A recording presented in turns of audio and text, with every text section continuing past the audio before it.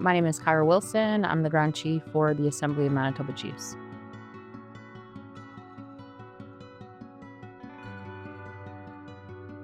I just think with the historical context of child welfare and the removal of First Nations children from their homes and their families is so deep-rooted in the history of Canada. And it's important that we start recognizing the laws of First Nations and start introducing the laws that speak to our culture and our traditions and how we take care of our children and our families.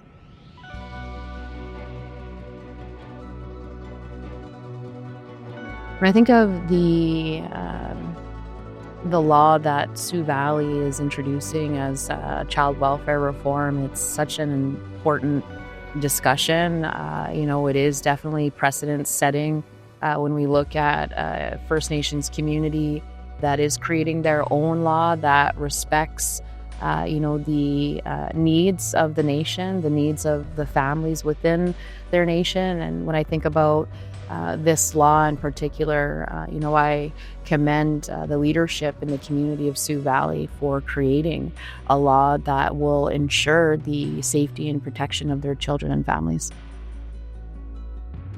Hello, I'm Chief Vince Tatchin, Sioux Valley Dakota Nation. I want to thank everyone who is viewing this video. This is a critical step for Sioux Valley Dakota Nation in asserting its jurisdiction over the children of our community and hopefully address some of the issues that are affecting our families, that are historical in nature and continuing to perpetuate cycles in our community.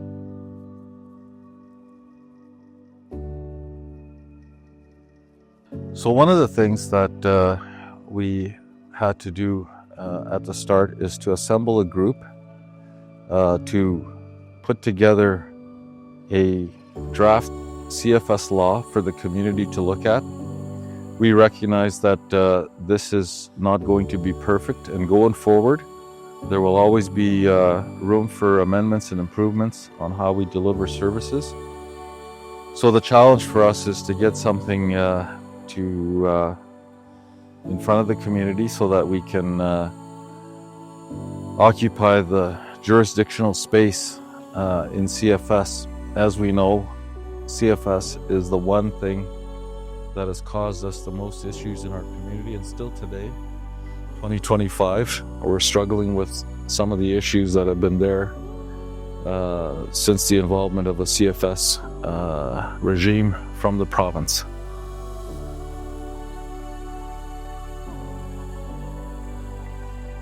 Well, with all the laws that are being contemplated, we need to get community approval. Any law that we pass has to go through the community. The community has to be invested in the development of the law, and that would help us to implement the law and carry out the steps that we need to do to take over jurisdiction.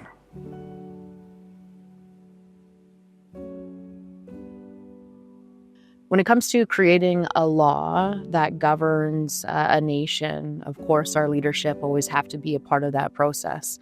When we talk about creating a law that speaks to protecting our children and our families, of course, our leadership needs to be at the table. Community input is so very important as well. And, right now, what we see across this country is First Nations communities that are creating their laws that, respect the traditions within their own nations. And this is such an important discussion, especially when we look at the high number of First Nations children that we have in care within, Manitoba. We have about 85 to 90% of children in care are Indigenous. And so right now we need to make sure that children are staying within their families and staying within their communities, and they're feeling safe and they're feeling supported and they're feeling loved. And that's why it's so important that leadership and community are a part of decision making when it comes to creating law.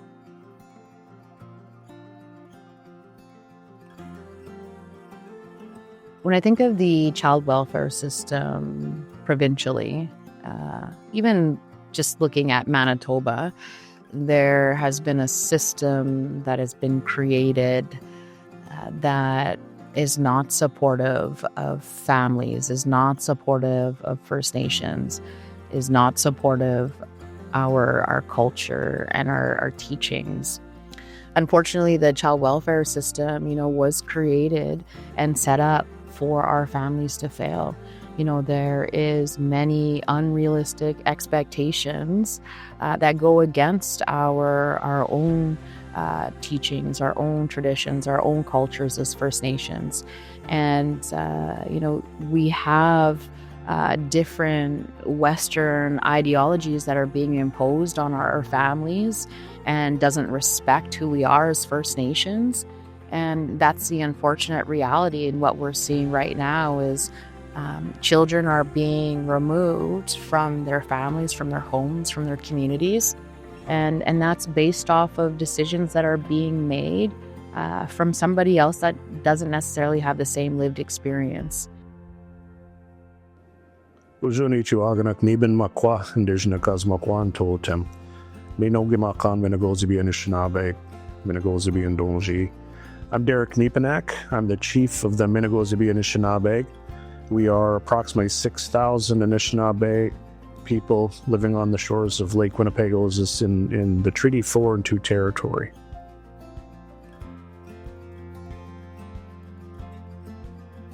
When we look at the impacts of residential school, which goes back quite a ways in the early stages of our original interactions with newcomers to our lands, the residential school began to take children away from their parents and their grandparents and all of the extended family that form the nucleus of who we are within our families and within our clans. Now, when that happened, a lot of the sacred, what we call blueprints of our culture, the blueprints of our languages, wasn't passed on in the same way that it was previously. Fast forward to the 60s scoop and the millennium scoop, and that process continues. The oral traditions are undermined and they're limited when the young people don't know how to sit and learn from the elders and the older generations. The cultural blueprints, the cultural data that needs to pass from one generation to the next is limited, or it's completely eliminated in the event that a child is taken away from the nest, in the event that a child is taken away from their home. They do not have that opportunity to obtain the blueprints for cultural continuity. And that's what happened during that time, is cultural continuity was extremely limited, and in some cases completely stripped away from families as one generation was taken from home into another generation. That legacy of the residential school is still there. We're only now beginning to really pick up the pieces of our culture, the pieces of our language, the pieces of our identity, and glue these things back together so that we can become whole again, even within this still colonial society we live within.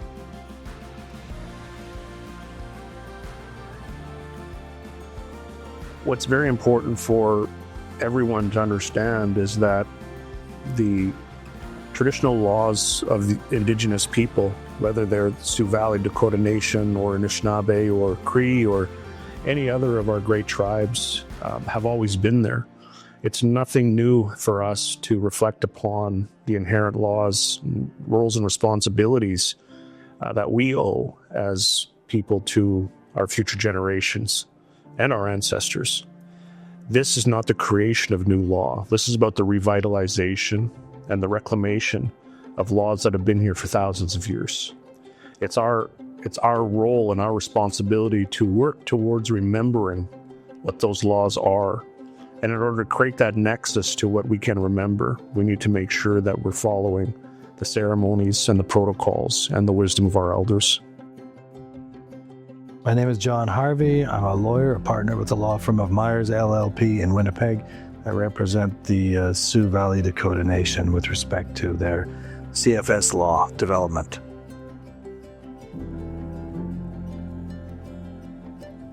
Well, to begin with, at Sioux Valley, it was difficult to incorporate traditional cultural values and traditional methods of family wellness into the law that we're dealing with initially, because the forces of colonization, assimilation that had been actively engaged by the federal government had gone a long way to alienate the members of Sioux Valley from their traditional family wellness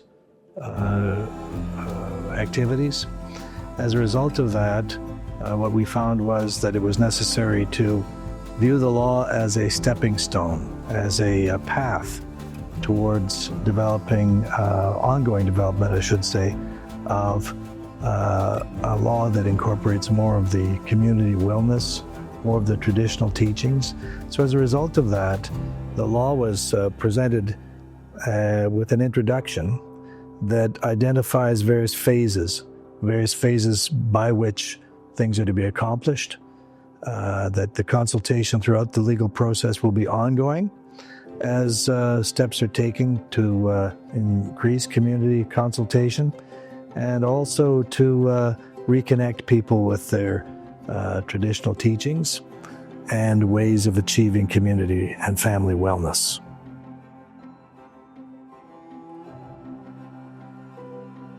A phased approach was used with respect to this law because the ingredients that were necessary for its full implementation are not all present.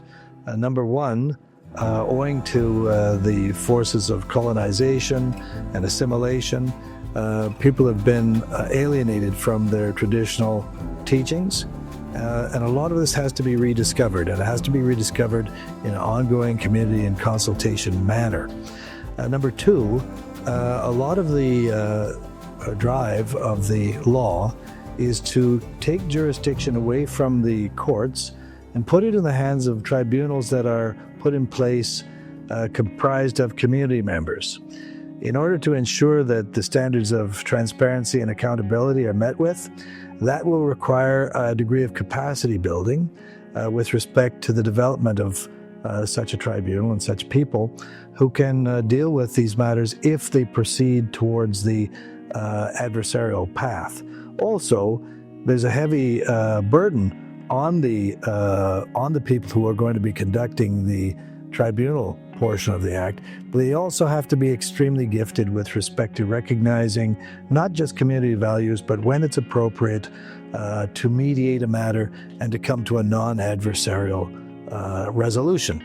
So because those two areas have yet to be implemented, have yet to be completely completed, it was viewed as necessary to phase in the implementation of the law.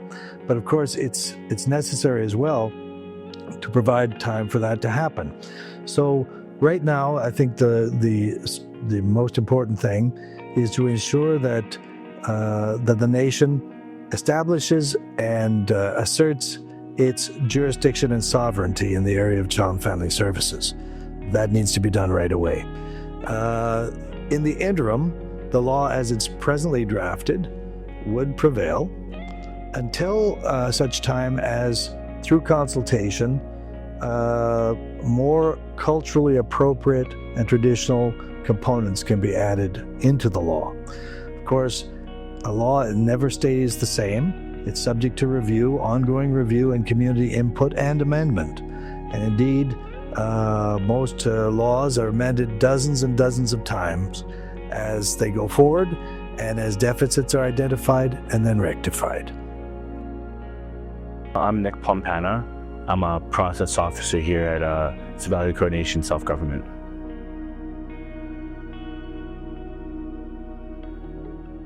We held multiple information sessions for the last couple of months, and the other process officer and myself tried our best to, make members aware, whether that was, by going door to door with posters or posting on social media. We made sure to post everything all over Sioux Valley, the coordination, at all the businesses. Hello, Matakiapi. My name is Adrian Ironman. I'm the self-government facilitator. We had approximately 19 information sessions, 18 to 34 years old. and then 35 to 54 years, and then 55 plus were considered elders. Nobody was excluded.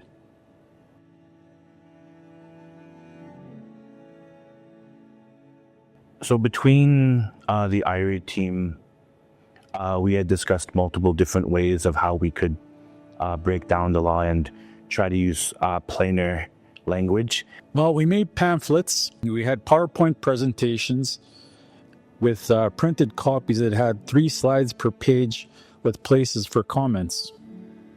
We answered questions as best as we could, and we invited community members to our offices to discuss the law. We tried our best to help clarify what the law was and answer questions at our information sessions.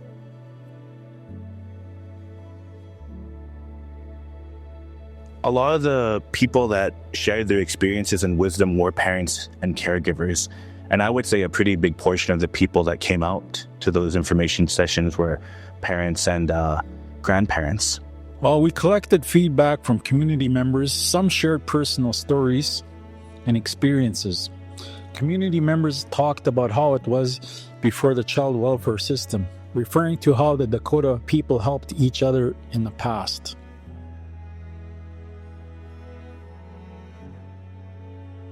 Well, as we know, there's numerous cases where things did not work well for the children of our community. We went from a CFS run program through the province back in the 60s, 70s. There's historical trauma as a result of that. We switched from them to DO CFS, and from there we seem to have changed the personnel that were running our CFS programs, but we still had the same results. And today we find ourselves under the Southern Authority. But the one thing that's common to all these different agencies and groups looking after CFS on our behalf is that we're still using the same law that wasn't developed by Sioux Valley Dakota Nation. It was developed outside our community, and it really doesn't fit what our idea of how CFS should roll out in our community. And so we need to be actively participating and working towards a CFS program that's going to benefit the children of our community.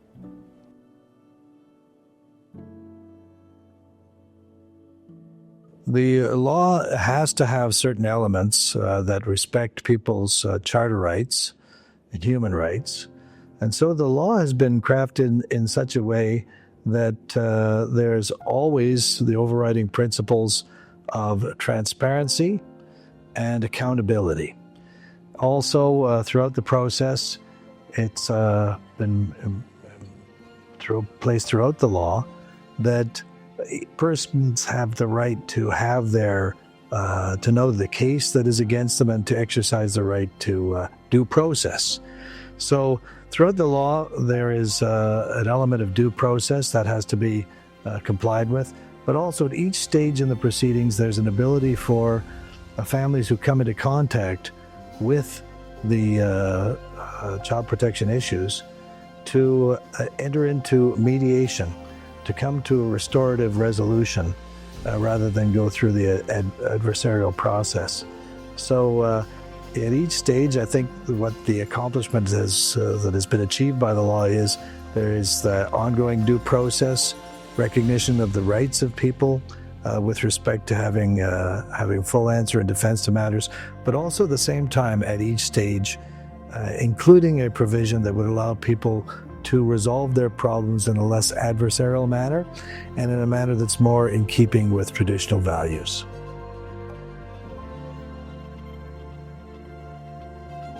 At the outset, I believe that the law will first focus on removing some of the difficult and damaging aspects of the application of provincial regulation and the provincial laws. That means that no longer will children be apprehended for some of the reasons that we've seen in the past. And in the past, we've seen thousands of children apprehended from their families or taken away from their families for the wrong reasons. Because of social systems and social values, that aren't ours as Indigenous people. We've allowed people to come into our communities and take children from their homes.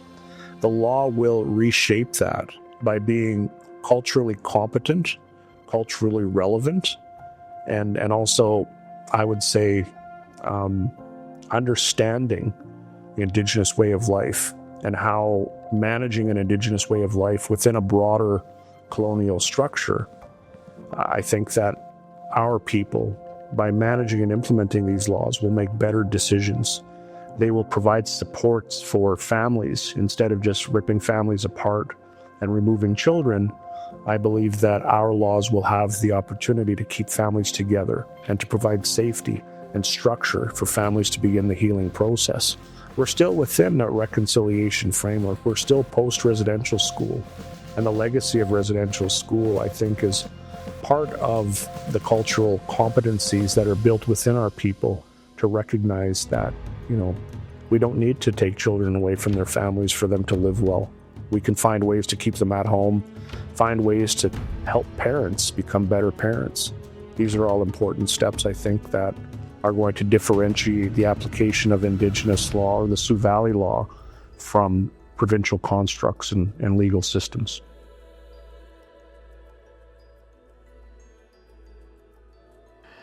Well, currently we have very limited physical buildings to accommodate the need that's there. We also need to do data mining. We also need to know how many kids we have in care. We also need to know what their needs are. We need to have facilities here that are going to work with the new CFS law and the new strategy in implementing a CFS system that's based on prevention. So we need to do a lot of work to bolster what we have now, and that includes our human resources. We need to start recruiting and retaining people that have the same philosophy in terms of bringing our children home and helping to get them on a solid footing so that they're not faced with some of the issues as a result of the current CFS system, which really just maintains them and doesn't do anything for them in terms of preparing them for life after CFS.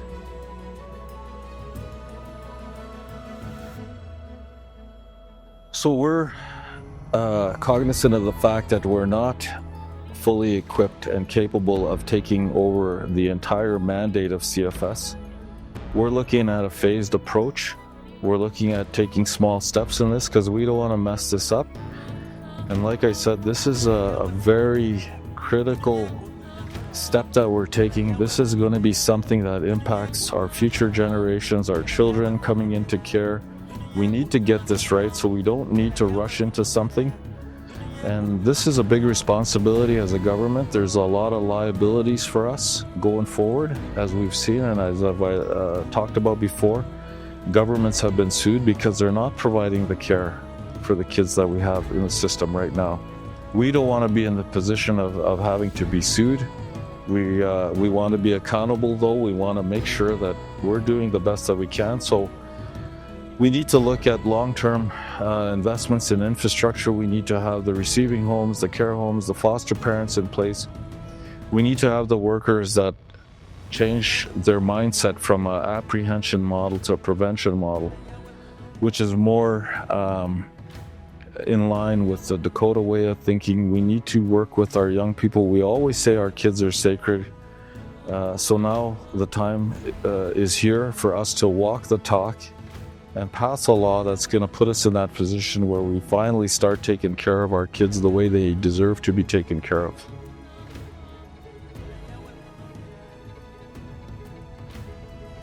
I often have said in the past that residential school normalized apprehension of children. Residential school normalized dispossession of families. I think what the implementation of our inherent rights through the creation of our own laws allows us to do is it allows us to recognize the harm that breaking families apart has brought to us for the past 4, 5, 6 generations. I think that the future in the application of our own laws is going to look like opportunities to bring healing to families. I'm not saying that there's not going to be risk and safety issues for families in the future, because that likely will be there for some time. What I'm saying is that the shaping and implementation of our own laws is going to allow families to strengthen. It's going to allow families to heal, knowing that the supports that are available at the community are not there to take children away. They're not there to dispossess a family of their future generations. Those supports are going to be there to make sure that the family remains intact. And I think that that's going to take some time because of the damage that's been caused by the residential school and by the CFS system, by the 60 Scoop and so forth. It's going to take time for the healing to happen. It's going to take time for families to gain trust in institutions that we rebuild in the character and in the light of our past.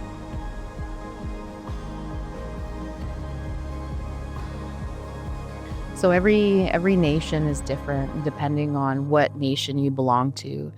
And when we talk about creating a law regarding child welfare and a model of care, we need to ensure that we are recognizing the culture and the traditions and the teachings that are specific to that nation. And right now, when we talk about sovereignty, what does that mean as a First Nations person? And how does that relate to who we are as people, as individuals, as families? And to me is a question that we always ask ourselves is, who are we and where do we come from? And when we talk about sovereignty within a law that is created by our own people, it becomes something so beautiful and something that we've never experienced before. And this law is such a beautiful example of what we can create when we come together and when government listens.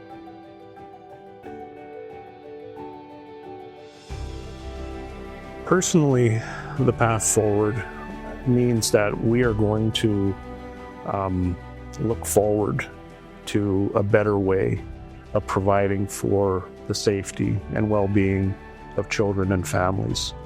We're not going to jump to conclusions about what's wrong or what went wrong. We're going to recognize the history of colonization that we have survived. We're going to continue to push forward with the recognition that the institutions of the past, the residential school, the 60 Scoop, and all of the other projects that were intended to strip away our identity and our language and our culture have failed. They failed because here we are still today. Our languages are coming back strong, and to me that's part of the pathway forward, is to rebuild and reclaim our languages. To me, the future means strong Indigenous identities. It means our kids are speaking our languages.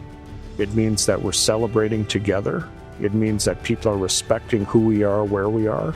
It means that we're participating in the economy. It means that we're participating in the social structure of what Canada might look like going into the future. And we're doing that with pride and identity of who we are. That's what the pathway forward looks like.